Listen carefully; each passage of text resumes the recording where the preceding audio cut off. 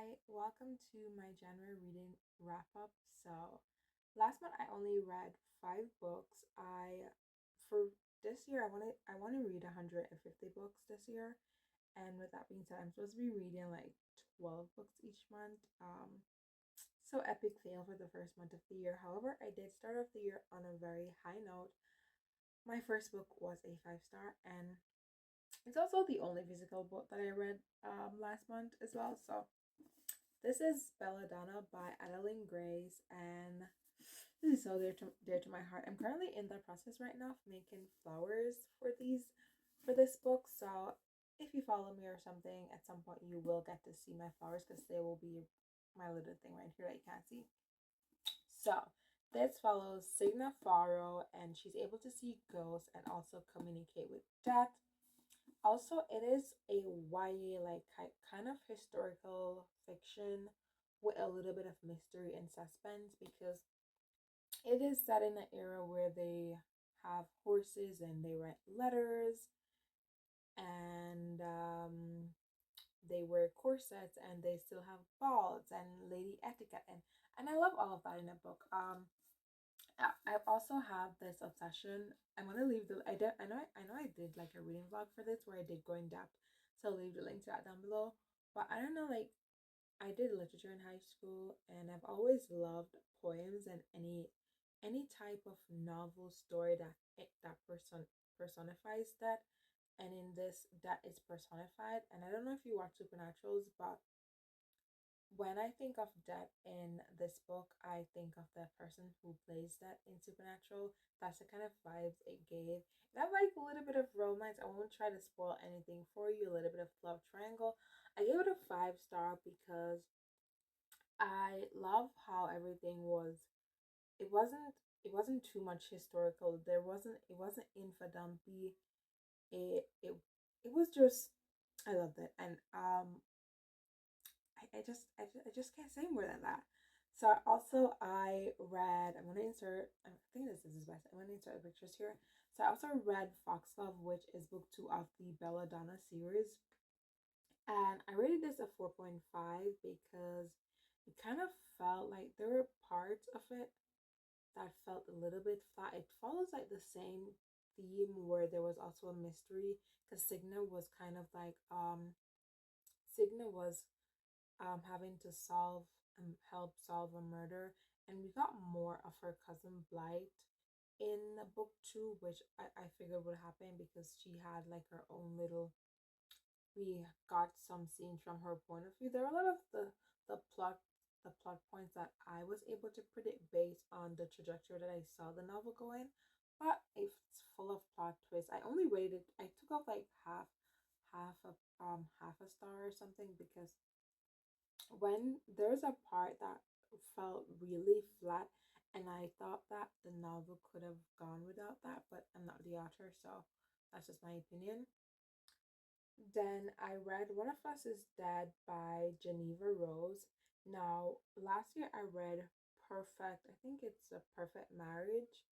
And based on how the suspense and everything turned out in that book, which I also predicted, I kind of knew where this book was going. It was a 3.5. The suspense was there, the mystery is there. It just follows this woman, Jenny.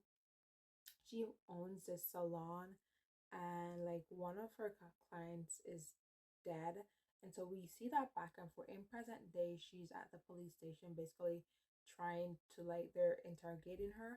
And then we see like the days leading up to prior to whomever it is that was killed. Also, I think reading when I didn't read it. This was an audiobook. I think that it was, I don't know. I I don't really like the way how her novels are written, and it was a 3.5. Like the suspense was there, and I love books with a multi POV. So I got to you got to see in everyone's head, but that was that. At the start of the year, I read A Study in Drowning by Ava Reed. Now, I was doing this for a reading vlog where this was on the list. Now, this was a 2.5 for me. I'm not quite sure how to help you with that. Sorry about my Alexa. So this follows a I think her name is Effie. I'm trying to do this from memories. I'm really not good at names. So there was this job posted at her college. Oh, I'm saying it's wrong. So Effie, this is set in a world where women are not allowed to study literature. So she goes to a college where she applied to go into the literature program. She didn't get in, so she settled for the next best thing, which is architecture. She's the only like architecture student on the campus. There was this post that like this famous author, his family wanted his house remodeled, so she applied for that. She got it along with someone else. However, the other person that got in, they were there to like basically uncover secrets of this author. So Effie basically worked with the person. I'm gonna look up their name. His name was Preston. So Effie basically worked with Preston, and they were trying to uncover truths about this author. Now I don't know, like the fantasy world was built on too much lure or folklore, so I didn't really fully understand like the fantasy part of the book. I still don't even know if I would classify it as fantasy. Also, like I believe that there should have been trigger warning because this book does have some essay triggers, and I just believe that with everything, I already have that going on in reality.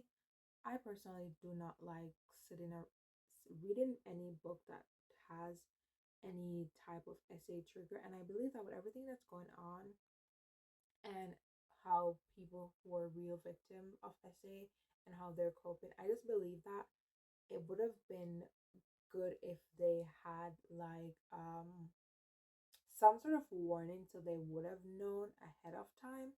And also, it wasn't like a minor thing that happened, like it was like a to me it came off, it was mentioned so much that it came off as a big focal point of the novel.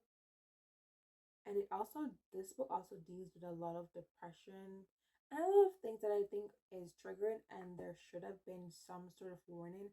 And before I even, because I also said this when I made my video, I made sure, because I didn't have the physical book, I had the ebook, and I made sure that I went through all the pages on on my tablet, and I made sure that I didn't see any like anything about any trigger warnings. So I just wanted to clarify that if you're gonna read this. And I just believe that with everything that's going on right now in the 21st century, I believe that people must know what they're getting themselves into. So it was a 2.5 for me. Then I read Light Lark by Alex Aster. So the first 10% of this felt a little bit infodumpy and repetitive. I rated a 4 star. I loved everything else. I love the world. It follows Isla Crow, and they're like 6 realms, and every 100 year, a light lark, like an island that's been cursed, appear, and they have something called the Centennial, where the 6 rulers have to come together and try to break the curse. Also, one ruler also has to die to break this curse. And so this year was a little bit different. Now, there are some things that I would love a lot of things I would love to say, but I don't want to spoil it. You're just gonna have to read it. But other than like, if you can get through like the first 10%, I felt like really infinitely, because it is told from Isa's point of view, and she kept like repeating over and over. She kept mentioning like how the curse worked. It just came off infodumpy to me. It might not come off as that to you, but that's how it came off to me. But if you can get through like the first 10%, I assure you that the next 90% is worth it. It is like it has that whole love triangle vibe to it as well. Like I loved how I don't know, like this was the last book I read in January, and I really did enjoy it. I went to Walmart today, and I was gonna get like the I was gonna purchase the copy because I read it through, I borrowed it through Libby, but I didn't because I'm kind of on like a mini book buying band. Like half the books that I own physically I haven't read, and I'm kind of a minimalist.